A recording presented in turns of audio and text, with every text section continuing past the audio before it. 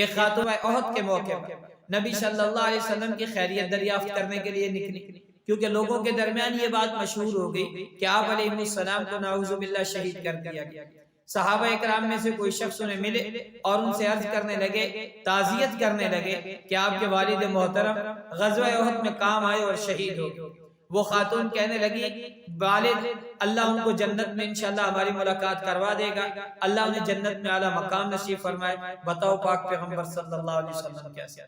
پھر ان صحابی نے دوبارہ دوسرے صحابی ملے، ان سے ملی پریشانی کی حالت میں، اب انہیں پھر پوچھا، انہوں نے آگے سے تعزیت کی کہ آپ کا بیٹا شہید ہوا، کہا جنت میں مل جائیں گے، زندگی رہی تو بیٹے اللہ اور بھی دے دے گئے۔ بتاؤ پاک پیغمبر کی حالت کیسی؟ آگے جاتے ہیں، تیسرا شخص پھر ملا، کہا آپ کا شوہر شہید ہو گیا۔ اس عورت کے منہ سے پھر یہی الفاظ نکلے، جنت میں مل لیں گے، زندگی رہی شوہر اور بھی مل جائیں گے۔ بتاؤ پاک پیغمبر صلی اللہ علیہ وسلم کی حالت اور حاضر کیا ہے؟ صحابہ عرض کرنے لگے، بالکل ٹھیک ہے۔